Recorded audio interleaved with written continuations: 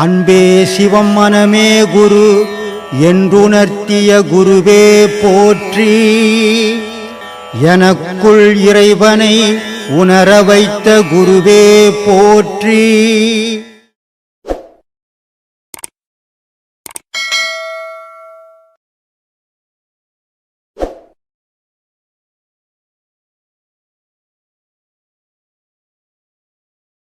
நான் துன்பப்படுறேன்னா எனக்கு கடவுள் வந்து தூக்க மாட்டான்பா, மனுஷன் தான்ப்பா ஓடி அந்த தூக்கணும். நான் சோறு இல்லாத தவிக்கிறேன்னா கடவுள்கிட்ட போய் கையாந்தனா சோறு போட மாட்டார்ப்பா. ஒரு ஊட்டாண்ட போய் கையாந்தனா கடவுள் சோறு போடுவான்பா. மனிதன் தான் தெய்வம். மனிதனை விட ஒரு தெய்வம் உலகத்தில் எதுவும் கிடையாது. உயர்ந்தவன் மனிதன். ஆனால் இவனுடைய செயல் இவனுக்கு தெரியாமல் வாழ்ந்துன்னுக்கிறான். உன்னுடைய செயலுக்கு ஏற்ற மாதிரி உன்னுடைய தரம் உயருது. ஒரு மனுஷன் 2 பேர் இருக்கிறான். ஒருத்தனை நல்லவன் சொல்கிறோம், ஒருத்தனை கெட்டவன் சொல்கிறோம். 2 பேரும் மனுஷன் தான். ஏன் இவனை நல்லவன் சொல்கிறோம், அவனை கெட்டவன் சொல்கிறோம்? இவன் செய்கிற செயலுக்காக இவனை உயர்த்தி பேசுகிறோம், நல்லவன் சொல்கிறோம். அவன் செய்கிற செயலுக்காக அவனை தாழ்த்தி இவன் கெட்டவன் சொல்கிறோம். அப்போ ஒரு மனுஷனை நல்லவன் ஆக்கிறதும் கெட்டவன் ஆக்கிறதும் அவனுடைய செயல் தான் அடிப்படை பேஸ். அப்போ நல்ல செயல்களை செய்யும்போது எல்லாரும் நல்லவனாகவே வாழலாம். நல்ல செயல்களை செய்யுங்க, அதான் முக்கியம். நீங்கள் செய்கிற செயல் உங்கள் குடும்பத்துக்கு மட்டும் இல்லை, உலகத்துக்கும் இருக்கணும். உங்கள் குடும்பத்தையும் தாண்டி செய்கிற செயலுக்குதே அது வீணவே ஆகவே ஆகாது. இப்போ கூட அந்த பொண்ணுக்கிட்ட நான் என்ன சொன்னேன், இவ்வளோ பெரிய உதவி செய்துங்க, இறைவனுடைய கண் உங்கள் மேலே படும், கண்டிப்பாக படும் அப்படின்னு. ஏன்னா இந்த உதவி செய்தவங்களுடைய இது ஒரு தனி மனிதனுக்கு உரிமையானது இல்லை. இது எனக்கு ஒன்றும் உரிமை கிடையாது, என் பிள்ளைங்களுக்கு ஒன்றும் உரிமை கிடையாது, என் பொண்டாட்டிக்கு ஒன்றும் உரிமை கிடையாது. இல்லை பணம் கொடுத்தாங்களே அவங்களுக்கும் அது உரிமை கிடையாது, உலக மக்களுக்கு உரிமையானது. அப்போ இந்த மாதிரி எந்த ஒரு சுயநலமும் இல்லாத ஒரு செயலை செய்யும்போது அதுக்கு இறைவனே சாட்சியாக மாறிடுவான். இதெல்லாம் நம்ம புரிஞ்சிக்கணும். இன்றைக்கி கிட்டத்தட்ட இது அதெல்லாம் சேர்த்தா 8 கோடி. 8 ரூபாய்க்கு வழி இல்லாத பிச்சை எடுத்தேன் நான். 8 கோடி போட்டு கட்டிக்கிறேன். இது யாருக்காக? இந்த உலகத்துக்காக. ஊருக்காக என்ன, வீட்டுக்காக என்ன வேணும், அவங்களுக்கு கல்யாணம் காசு நல்லபடியாக பண்ணேன். ஊருக்கு என்ன வேணும், ஒரு கோவில் வேணும் வழிபடும். ஊர் மக்கள் அப்போ தான் நல்லா இருப்பான், கோவிலை கட்டினேன். உலக மக்களுக்கு என்ன வேணும், ஆசிரமம் கட்டினேன். ஒரு வட்டத்துக்குள்ளே வாழறதில்லை மனித வாழ்க்கை. பரந்த உலகத்தில் முழுமையாக வாழ வேண்டிய மனிதன். அப்படி பண்ணித்தப்பா மனிதனுடைய சிறப்பை அவனை பற்றி தெரியாமல் வாழ்ந்துனுக்கிறதால அவன் வளர்ச்சி இல்லாமல் போயிட்டு. நான் மாடு மேய்க்கும் போது யாருன்னு இந்த உலகத்துக்கு தெரியுமா சொல்லு? இதுக்கு காரணம் யார்? எங்கள் அப்பா என்ன ஒரு பிஹெச்டியா, எங்கள் அம்மா என்ன ஒரு பாரட்லாவா? எல்லாம் கை நாட்டு கேஸ், நான் ஒரு கை நாட்டு கேஸ். ஆனால் இன்றைக்கி இந்த உலகத்தை பற்றி தான் அனுபவம். வாழ்க்கைக்கு, மனிதனுடைய வாழ்க்கைக்கு அனுபவம் இருக்குது. அதை விட சிறந்த ஆயுதம் எதுவும் கிடையாது. ஒவ்வொரு மனிதனும் ஒவ்வொரு நாள் அனுபவத்தை அவன் யோசித்து பார்க்கணும். அப்போ ஒவ்வொரு நாளும் அவனுடைய முன்னேற்றம் வளர்ந்துக்கினே இருக்கும். அந்த முன்னேற்றம் உனக்கு மட்டுமே இந்த கூட உலகத்துக்காகவும் இருக்கணும். அதனால தான் நான் நேற்று பேசும்போது கூட சொன்னேன், இந்த இளைஞர்களை பற்றி. இந்த உலகம் உங்கள் கையில் தான் இருக்குது, முதியோருங்க கையில் இல்லை. இளைஞருங்க எல்லாரும் தாய் தப்பம் பேச்சு கேட்டு நல்லா படிக்கணும். ஒரு காலத்தில் பலம் இருந்தால் வேலை கொடுத்தான், ஒரு காலத்தில் அறிவு இருந்தால் வேலை கொடுத்தான். இப்போ பலமும் தேவையில்லை, அறிவும் தேவையில்லை, பேப்பரில் சர்டிஃபிகேட் இருந்தால் வேலை கொடுப்பான். அப்போ படிப்பு அவசியப்படுதுங்க. படிக்கிற பசங்க கத்தி எடுத்துக்குன்னு கபடா எடுத்துக்குன்னு தெரியக்கூடாது. ஏன்னா தாய் தப்பம் வட்டிக்கு வாங்கி உங்களை படிக்க வைக்கிறான், கஷ்டப்பட்டு படிக்க வைக்கிறான். அந்த உழைப்பை வீணாக்கிடக்கூடாது. நீங்கள் நல்லா படிக்கணும், உங்கள் வாழ்க்கையை நல்லா அமைச்சிக்கணும். நீங்கள் யார் தெய்வம் நம்பி நீ வாழக்கூடாது, உன்னை நம்பி நீ வாழணும். உன்னை நம்பி ஒன்றா ஊர் இருக்கட்டும். ஆனால் உன் குடும்பத்தை நீ நல்லா காப்பாற்றும் போது இந்த உலகம் நல்லா இருக்கும், உன் குடும்பமும் நல்லா இருக்கும். அப்போ இந்த உலகமே நீ தான் மந்திரி, நீ தான் வக்கீல், நீ தான் பிரதமர், நீ தான் ஜனாதிபதி ஆக போகிற. நாளைக்கு முதியோருங்களாக போகிறாங்க. அப்போது இந்த உலகம் யார் கையில் இருக்குதுன்னா இளைஞருங்க கையில் இருக்குது. அப்போ இந்த இளைஞருங்க சீரான முறையில் அவங்க வாழ்க்கையை பயன்படுத்தினாலும் அது அவங்க குடும்பத்துக்கும் நல்லது, இந்த உலகத்துக்கும் நல்லது. அதனால் ஒவ்வொரு மனிதனுக்குள்ளும் ஒவ்வொரு ஆற்றலை கொடுத்துருக்குறான் இறைவன். யாருக்கும் ஆற்றல் இல்லாத மனிதனே கிடையாது, எல்லோருக்கும் ஒரு ஆற்றல் கொடுத்துக்கிறான். ஆனால் அதை சீரான முறையில் பயன்படுத்தி உங்கள் வாழ்க்கைக்கு வளமான வாழ்க்கையாக மாற்றிக்குங்க. அதுதான் என்னுடைய அறிவுரை இளைஞர்களுக்கு. ராவணன் ஆண்ட இலங்கை வந்து சீதையால் அழிக்கப்பட்டது. சீதை யார்? யார் சீதை? சீதை வந்து ராவணனுடைய பொண்ணு. சீதை பிறந்த உடனே அந்த ஜோசியம் பார்க்கும்போது, இந்த பெண்ணு உன்னாண்ட வளர்ந்ததுன்னு சொன்னால் உன்னுடைய நாட்டுக்கு ஆபத்து அப்படின்னு ஜோசியம் சொல்கிறான். அதனால் மண்டோதரி கிட்ட, ராவணனுடைய மனைவி மண்டோதரி கிட்ட சொல்லி அந்த குழந்தைய கடலில் போடுறாங்க. அந்த குழந்தை அடிச்சின்னு வந்து இங்கே ஜனகர்கிட்ட கிடைக்குது. அப்போ ஜனக மகாராஜாவுக்கு குழந்தை இல்லை. அப்போ ஜனக மகாராஜா எடுத்து தான் அந்த சீதையை வளர்க்குறாரு. அப்போது அந்த சீதைன்றது ஒரு சக்தி, சாதாரண எல்லா பெண் மாதிரி இல்லை. ஏன்னா ராவணன் வந்து அப்படிப்பட்ட ஒரு அற்புத சிவபக்தன். அதனால் அந்த சக்தியே அவனுக்கு மகளாக போன்றான். ஆனால் அதை அவன் காப்பாற்றிக்கல. அதனால் தூக்கி கடலில் எறிஞ்சான். அந்த கடலில் மெந்த குழந்தை ஜனகர்கிட்ட கிடைச்சது. ஜனகர் வளர்த்தாரு. அதை தசரத ராமன் போய் கல்யாணம் பண்ணான். சரி, கல்யாணம் பண்ணால் ஆகாது, அதோட போக வேண்டியது தானே. சூர்பனகையால் வந்த விளைவு, உலகத்திலே உலக மக்கள் ஓடி உழைக்கிறது, சம்பாதிக்கிறது, சொத்து சேர்க்கறது, தொழில் செய்கிறது, படிக்கிறது எல்லாமே பெண்களுக்காக தான், அவனுக்காக இல்லை. இல்லை, எல்லா செயல்களுக்கும் அடிப்படை பேஸ் பெண்கள் தான். அதை வச்சு தான் இந்த உலகமே இயங்கிக்கிட்டு. அப்படிப்பட்ட சீதையை வந்து அவன் அந்த சூர்பனகையால் போய் மூக்காத்துட்டாங்க அப்படின்ட்டு போய் கம்ப்ளைண்ட் பண்ணி கடைசியில் அது போரா மாண்டு போச்சு.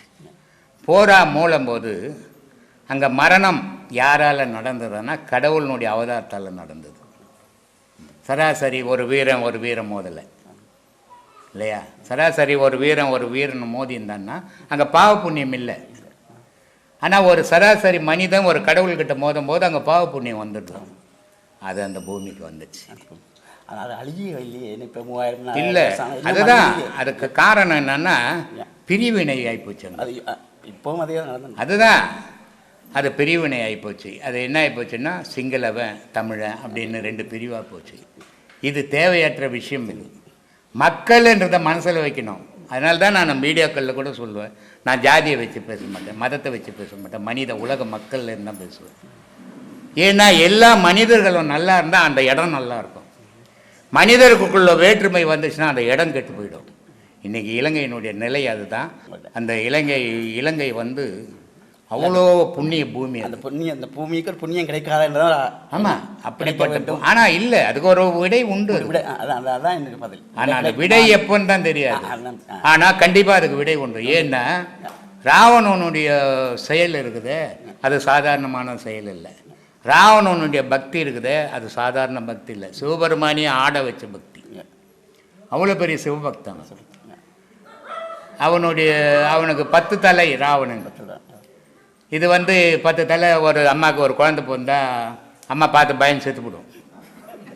10 தலை வச்சுன்னு ஒரு குழந்தை பிறக்குமா? இல்லை. இது ஏன் அப்படி இருக்காது? ஏன் 10 தலைன்னு வச்சான்? என்ன காரணம்? இதை யாரும் சொல்ல மாட்டுறாங்க. அதனால் ஜனங்க என்ன பண்ணுதுன்னா 10 தலை ராவணன் 10 தலையை வச்சுன்னு ஒரு மனுஷன் ரோட்டில் போனால் எப்படி இருக்கும்? இல்லை, அப்படி ராமரை பயந்து இல்லை ஓடியான்ட்டுருப்பாரு.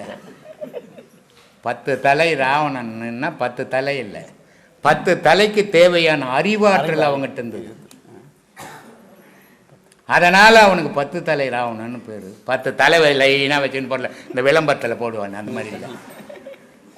அப்படிப்பட்ட அற்புதமான சிவபக்தன். அதனுடைய அழிவு இப்போது கொடூரமாக போயினுக்குது. ஆனால் ஒரு குறிப்பிட்ட காலம் வந்த உடனே அப்படியே டர்ன் ஆகும்,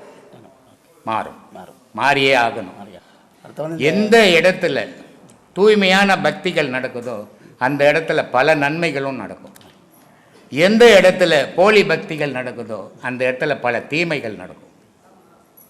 இன்றைக்கி இலங்கையினுடைய நிலை அதுதான். இப்போ தீவுகள் நிறைய இருக்கும். நானும் ஒரு தீவு தான், புங்குடுதீவு தீவு தான். அதுதான், எல்லா நாட்டிலையும் தீவுகள் உண்டு. ஆனால் இலங்கையும் ஒரு தீவு தான். ஆனால் இலங்கையை தீவுன்னு அழிச்சதே கிடையாது, நாடுன்னு தான் அழிச்சிக்குது. எல்லா நாட்டிலையும் ஹவாய் தீவு இருக்குது, அந்த தீவு இருக்குது, எவ்வளோ தீவுகள், அந்தமான் தீவு இருக்குது, நிறைய தீவுகள், எல்லா நாட்டுக்கும் தீவுகள் இருக்குது. ஆனால் இலங்கையில் இருக்கட்டும் ஒரு தீவு தான், அது சுற்றி கடல் நடுவில் ஊர். ஆனால் இலங்கையை வந்து தீவுன்னு யாரும் சொல்கிறதே கிடையாது, அது ஒரு நாடுன்னு தான் சொல்லுவாங்க. காரணம் ஏன்னா அந்த அளவுக்கு வளமிக்க நாடு, செழிப்பாக வாழ்ந்த மக்கள், ஆனந்தமாக இருந்த காலம். இன்றைக்கி இந்த போரால் எல்லாமே மாறி அந்த மக்களுக்கும் துன்பம், இந்த மக்களுக்கும் துன்பம். எல்லாரும் ஒரு நாள் ஒத்து போகிற நாள் வரும். அந்த நாள் இலங்கைக்கு சுபிட்சமான நாளாக இருக்கும். எல்லாருக்கும் ஆத்ம வணக்கம். ஆத்ம வணக்கம்மா, சொல்லுங்கம்மா. ஒன்றும் கேள்வி எதுவும் எனக்கு இல்லை. ஐயா 2-3 வருஷம் ஆயிடுச்சு பாடம் வாங்கி. அது அனுபவம் ஐயானுடைய கொடுத்த ஆசீர்வாதத்தினால எந்த அளவுக்கு பாடம் பண்ணி ஐயானோட அனுபவம் அதெல்லாம் சும்மா கொஞ்சம் சொல்லலான்றது தான். சொல்லுங்கம்மா சொல்லுங்கம்மா, எல்லாரும் தெரிஞ்சு வேண்டியது சொல்லுங்க. ஆமாம், 2021 பாடம் வாங்கினேன் நான். 1 மாதம் ஜூலையில் வந்து வாங்கினேன். அதுக்கப்புறம் அம்மா வாங்கினாங்க. பாடம் நல்லா பண்ணிகிட்டு இருக்கோம். ஐயானோட ஒரு பௌர்ணமி இது வரைக்கும் விடாத வந்து ஐயானோட ஆசீர்வாதம் வாங்கிட்டு போனால் தான் அந்த மாதம் வந்து நல்லா திருப்தியாக இருக்கும். நம்ம பாடம் சாப்பாடு சாப்பிட்ட அந்த மாதிரி ஒரு அனுபவம். அது ஒரு இது கூட பௌர்ணமி வரலன்னா கூட ஏதோ மிஸ் பண்ண. ஆனால் இது வரைக்கும் அந்த மாதிரி ஆனதே இல்லை. எப்படியா இருந்தாலும் வந்து சேர்ந்து எப்படியோ நம்ம வந்துடுறது. ஐயானுடைய அருள் அவர் கையால் வணங்கலைன்னு இப்போ ஐயா சமாதி நிலையில் கூட அவர் வந்து அவர் சமாதியில் வந்து நின்று ஒரு மனசால் அவரை நினச்சாலே ஏதோ ஒரு இது வந்து நம்மளுக்கு ஆசீர்வாதம் பண்ணுற மாதிரி நல்லா உணர்ந்துருக்குறோம். நம்ம அது சொல்கிறதுக்கு வார்த்தையில் அனுபவம் ஒவ்வொருத்தவங்களுக்கும் தெரியும். அது அனுபவிச்சவங்களுக்கு கண்டிப்பாக அதனோட இது இருக்குது. ஒவ்வொரு இப்போ சாமி சொன்ன மாதிரி தான். இப்போ நம்ம பாடம் பண்ணும்போது ஒவ்வொன்றா நிலை தாண்டி வந்து நமக்கு இப்போ இது பாடம் தான் நிலை, இதுதான் நமக்கு வந்து கடைசி இதுன்ற மாதிரி. அது நானுமே வந்து ஐடி இதில் தான் ஒர்க் பண்ணுறேன். ஆனால் வந்து என்னன்னா நிறைய நான் ஒரு நல்ல ஒரு ஆர்ட்டு சங்கீதம் பாடுறது நிறைய விஷயம் எனக்குள்ள நிறைய நான் இப்போ பண்ணிட்டு தான் இருந்தேன். நான் எப்போ நான் பாடம் வாங்கணுமோ ஒன்றா அதெல்லாம் தள்ளி அதிலெல்லாம் இப்போ நாட்டமே போக மாட்டுது. பாடன்னு யாராவது பாடுன்னு சொன்னாலே எனக்கு அது வாய் வரமாட்டுது. பாடுறதுக்கு என்னால் இது முடியல. எப்போ இருந்தாலும் நம்ம ஐயா அவருனோட நினப்பு 24 மணி நேரம் அவர் நினப்பு தான், மூச்சு காத்தா இருக்கிறாரு. எந்த நிலையும் சாப்பிடும் போது படுக்கும் போது தூங்கும் போது அவர் நினைவில் தான் எழுந்திருக்கிறது, அவர் நினைவில் தான் சாப்பிட்றது. அந்த மாதிரி ஒரு பவர் நம்ம கடவுள் அவர் தான். கடவுள் தான் நான் ஆட்கொண்டுட்டார். அதை தான் சொல்லணும். அதுதான். ஏன்னா மூச்சு காத்தே அவராக இருக்கும் போது நமக்கு வேறு எந்த ஞாபகமும் ஓட மாட்டுது. அவரு தான் எந்த வேலையை செஞ்சாலும் ஆஃபீஸில் உட்காந்து கொஞ்ச நேரம் ஒர்க் பண்ணுவோம், இருந்தாலும் ஏதோ ஒரு ஞாபகம் என்னோட டெஸ்க்கு முன்னாடி அவருடைய ஃபோட்டோ தான் இருக்கும். முதல்ல அவரை வணங்கிட்டு தான் எதுவுமே பண்ணுவேன் நான். அப்போ நம்ம ஏதாவது சைடில் அக்கம் பக்கத்தில் எல்லாம் பேசிகிட்டே இருப்பாங்க, இருந்தாலும் நம்மளுடைய கவனம் வந்து எங்கேயுமே போகிறதில்லை. அந்த பாட்டு ஐயானோட ஞாபகம், நம்ம என்ன வேலை செய்கிறோம் அந்த வேலை மட்டும் தான் அங்கே இருந்தாலும் வேறு எந்த சிந்தனையும் ஓடுறதில்லை. அந்த அளவுக்கு ஐயானுடைய பாடம் நம்ம பண்ண அந்த இது நம்மளையே உள்ள பவர் இறங்கிட்டே போகுது. அதை நல்லா ஃபீல் பண்ண முடியுது. அது ஒரு இது. இன்னொன்று வந்து ஐயா இப்போ நான் இனிஷியலாக வரும்போது அப்போ வந்து எனக்கு 2 பசங்க, இப்போ பொண்ணு பையன் அங்கே உட்காந்துக்கிறான். அவன் வந்து இந்த மாதிரி அமைதியாக உட்காரவே மாட்டான் சாமி, இந்த மாதிரி அமைதியே கிடையாது. அவன் அவ்வளோ துருத்துருன்னு இருப்பான். அவ்வளோ ஐயா என்னைக்கு அவருடைய கரம் வந்து அவங்க தலை மேலே வந்து ஆசீர்வாதம் பண்ணாரோ ஐயா, அன்னையிலேருந்து அவன் வந்து ஒரு ஆட்டிசம் சைல்டு அவன். ஆனால் இங்கே வந்து ஆசிரமம் 2 வருஷமாக வந்து அவன் அவ்வளோ அமைதியாக, படிப்புலேயும் அவ்வளோ நல்ல பேர், ஸ்கூல்லேயும் நல்ல அமைதி, நல்ல இப்போ போடும் பேரண்ட்ஸ் மீட்டிங் அவ்வளோ இது. அது எல்லாமே நம்ம குருநாதனுடைய அனுகிரகம் தான். அவர் இன்றைக்குமே நான் சொல்லுவேன், எங்கே போனாலும் சொல்லுவேன் நான். இன்றைக்கி ஐயானுடைய ஆசீர்வாதம் இன்றைக்கி இந்த அளவுக்கு அவனை சரிப்படுத்திதுன்னா அது நம்ம தெய்வத்தால் தான், நம்ம குரு தெய்வம் தான் எல்லாத்துக்குமே காரணம். அது நான் வார்த்தையே இல்லை எனக்கு சொல்கிறதுக்கு. அது ஒரு அனுபவம். அப்புறம் என் பாப்பா 12th இப்போ படிக்கிறாவ. ஒரு 2 வருஷத்துக்கு முன்னாடி அப்போ என்னன்னா அவளுக்கு இதில் வந்து யூட்ரஸில் வந்து ஒரு சிஸ்ட்டுன்னு சொன்னாங்க. அது வந்து ரொம்ப ஒரு டேஞ்சர். அது என்ன வேணாலும் ஆகலான்னு சொல்லும்போது அப்போ நான் வந்து ஐயா கிட்ட ஃபோன் பண்ணி, ஹாஸ்பிட்டல்லேருந்து ஐயா கிட்ட நான் ஃபோன் பண்ணேன். ஐயா இந்த மாதிரி ஒரு இருக்குது, நான் என்ன பண்ணுறதுனே தெரியல ஐயான்னு சொன்னேன். நீ ஒரு ஆன்மீகவாதி, நீ கலங்கலாமா மனசை? எங்கே இருக்கிற நீ? நீ உள்ளே போ, எதுவும் ஆகாது, நீ உள்ளே போ. எங்கே இருக்கிற நீ? ஹாஸ்பிட்டலுக்குள்ளே போ, உள்ளே போ. அதுக்கு முன்னாள் வரைக்கும் அந்த ஸ்கேனில் வந்து இது வந்து ரொம்ப டேஞ்சர், கிரிட்டிக்கலாக இருக்குது, ஆப்ரேஷன் பண்ணி ஆகணும்னு சொன்னாங்க. எப்போ ஒரு 13 வயசில் அப்போ நான் வந்து என்ன பண்ணுறதுன்னு தெரியாத அப்போ தான் நான் ஐயா சொல்லும்போது ஒன்றுமே ஆகாது, நீ உள்ளே போ, எல்லாம் இறைவன் இருக்கான் அப்படின்னு உள்ளே போகும்போது ஸ்கேன் எடுக்கிறாங்க. அந்த ஸ்கேனில் பார்த்தா அந்த சிஸ்ட் உடஞ்சி ஒன்றுமே இல்லைன்ற மாதிரி ஆகுது. அப்படியே ஒரு மிராக்கல் சாமி, எல்லாமே ஒரு மிராக்கல். அது எல்லாம் நம்ம குருநாதர் தான். கண்டிப்பாக கண்டிப்பாக. அவர் எங்கே இருந்தாலுமே நீங்கள் சொல்லிட்டீங்கன்னா அந்த இது அப்படியே முடிஞ்சிடும். இது இப்பயும் நான் ஒன்றுக்கும் நான் அனுபவம் பட்டுட்டு தான் இருக்கேன் சாமி.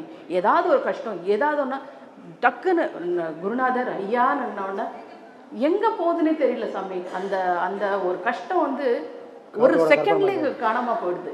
என்ன ஒரு மகிமை. ஆனால் நீங்கள் குருநாதரை மனசில் நீங்கள் சுமந்துனீங்கன்னா அது வந்து அதனோட அனுபவமே வேறு. 100க்கு 100 அது 100க்கு 101% அது அப்படி நான் அனுபவிச்சிருக்கேன் நான். அதனால் வந்து நம்ம எல்லாமே பாடம் நல்லா பண்ணோம்னா நமக்கு எல்லாருக்குமே அந்த அனுபவம் கிடைக்கும். இதுக்கு மேலே இன்னும் நிறைய இருக்குது அனுபவம் சொல்கிறது. எல்லாருக்குமே அவங்கவுங்களுக்கு அனுபவம் இருக்கும். ஜஸ்ட் ஒரு சும்மா நின்றுட்டு நான் வந்து அம்மா ரொம்ப சொன்னாங்க, நீ போய் சொல்லு அதை இதாக நல்ல விஷயம். அதனால நான் வந்து சொல்கிறேன் சாமி.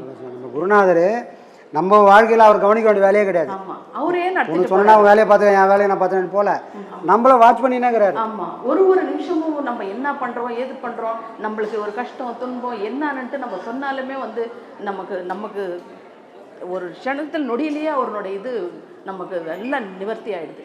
ஆனால் நம்ம வந்து குருநாதரை மனசில் ஏற்றிட்டு பாடத்தை நல்லா பண்ணிட்டு வந்தால் அதனுடைய இதுவே சிறப்பு. எவ்வளோ மாறி இருக்கு சாமி. என் லைஃப்பில் நிறைய மாற்றம். அது எல்லாமே நம்ம குருநாதர் தான். அவருடைய பரிபூர்ண ஆசீர்வாதம் எல்லாருக்குமே இருக்குது, ஒவ்வொரு சீடர்களுக்கும் இருக்குது. எல்லாம் நல்லா பண்ணுங்க, கண்டிப்பாக எல்லாருக்குமே ஐயானோட அனுபவம் கிடைக்கும். இது செய்தி ஐயா இப்போ இந்த மூலியமா செய்தி சொல்கிறாரு. நான் கூட சொல்லலாம், நீ போ சொல்லு. இது எல்லாரும் தெரிஞ்சுக்க வேண்டிய விஷயம். ஏன்னா அவர் வந்து நம்மளை சாதாரண மனுஷன் சொல்லி அவர் பண்ணுற விஷயங்கள்லாம் மறக்க கிடைச்சிருக்கு. ஏன்னா இப்போ நம்ம அனுபவிக்கிறவங்க நம்ம சொல்லும்போது தான் நம்ம வாழ்க்கையில் அவரோட பங்கு எவ்வளோ பெரிய விஷயமா இருக்குது. காசு பணத்தால் தீர்க்க முடியாது எல்லா விஷயத்தையுமே. ஆனால் ஐயனோட ஆசீர்வாதம் வந்ததுன்னா காசு பணம் கூட அந்த இடத்துல தேவையில்லை. காசு பணம் ஒண்ணுமே தேவையில்லை. என்ன இருக்கு காசு இன்னைக்கு இருந்தா நம்மளால 4 பேருக்கு ஐயா சொன்னதுதான், உனக்கு முடிஞ்சதை 4 பேருக்கு கொடுக்கணும். அதுதான் சாமி. 4 பேருக்கு கொடுத்தா அதனோட சந்தோஷமே வேற. அதனோட இதுவே ஈடு எதுவுமே கிடையாது. நம்ம கையில் என்ன இருக்குது, இன்றைக்கி இருக்கிறோம் நாளைக்கு இல்லை. அதை நீ கொடுத்து செய்ய எவ்வளோ சந்தோஷம் பாரு. அவங்க சந்தோஷமாக இருந்தால் நீயும் சந்தோஷமாக. அது நம்ம குருநாதர் கொடுத்த ஒரே ஒரு இந்த மாதிரி எப்படி போட்டோம்னா குரு பூஜைக்கு போஸ்ட் இது வச்சுருந்தோம், போஸ்ட்டு பிட் நோட்டீஸ்லாம் வச்சுருந்தோம். இந்தம்மா பங்கு சாமி என்கிட்ட கொடுங்க அப்படின்னு. இந்தம்மா போய் விடிகாலில் போய் டீ கடையில் அங்கே இங்கே இந்தம்மா ஓட்டிங்கிறாங்க. ஒரு ஐடி வேலை செய்யறவங்க தேவையாது. ஆனால் என் குருநாதருக்கு ஒரு விஷயம் நடக்குது, அதில் என் பங்கு ஏதாவது வேணும் அப்படின்னு அந்த முயற்சி. அதனால தான் குருநாதர் கூடவே இருக்கிறது காரணமே அதுதான். சந்தோஷம். ஆத்மா வணக்கம் எல்லாருக்கும். ஆத்மா வணக்கம்.